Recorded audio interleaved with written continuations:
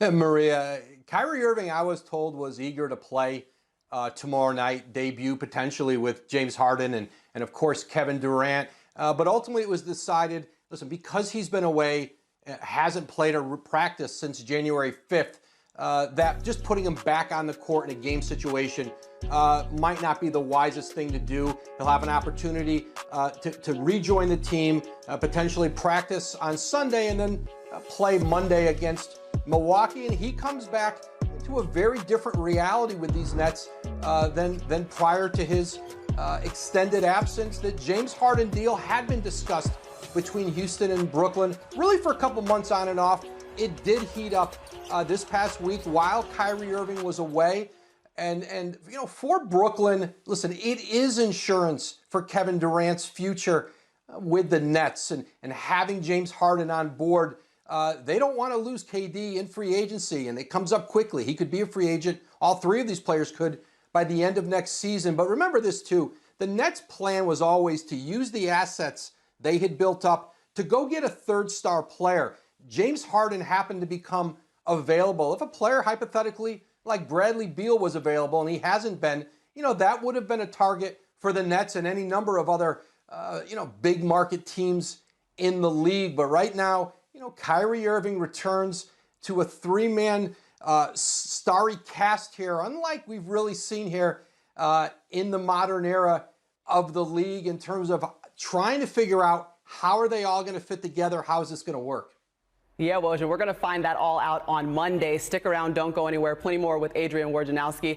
Let's get into what this big three is going to look like on the court. We know so much about offense, but they say defense wins championships, and every single NBA champion since 2003, the Spurs, they ranked in the top 11 in defensive efficiency. It's hard to see this group doing that. The Nets currently ranked 13th, and that was before acquiring James Harden and sending out their best rim protector in Jarrett Allen.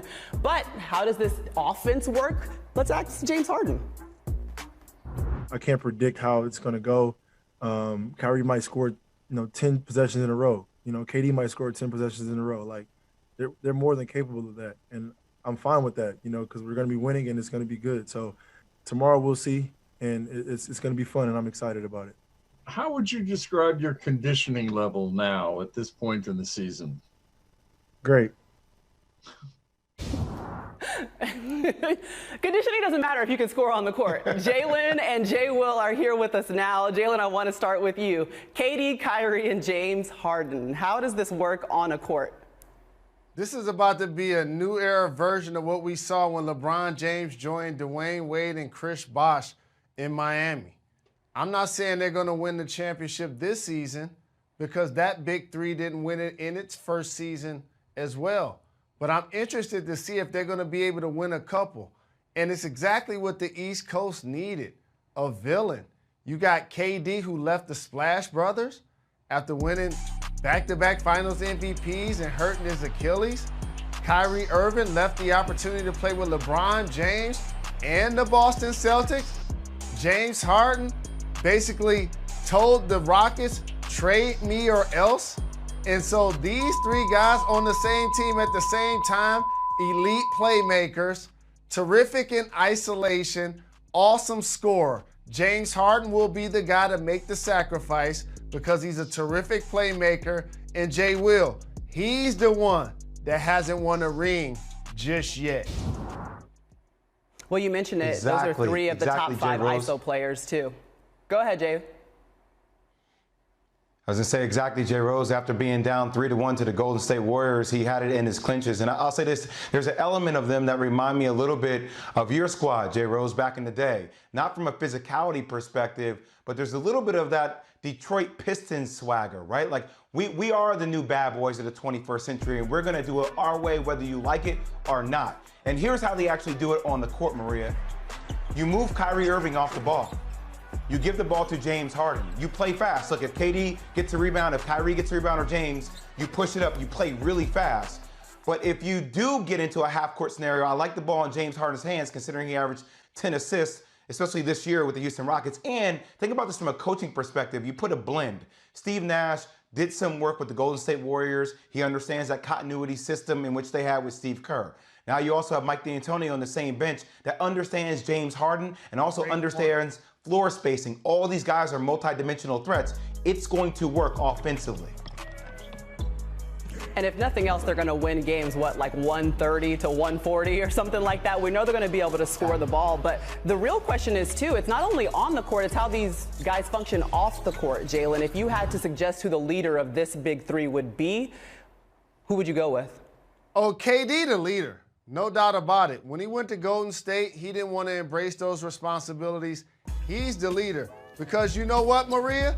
The last couple of weeks, when Sean Marks, Steve Nash, Mike D'Antoni was trying to call Kyrie, and he was sending him the voicemail, he was answering when he talked to KD. They was like, where's your man?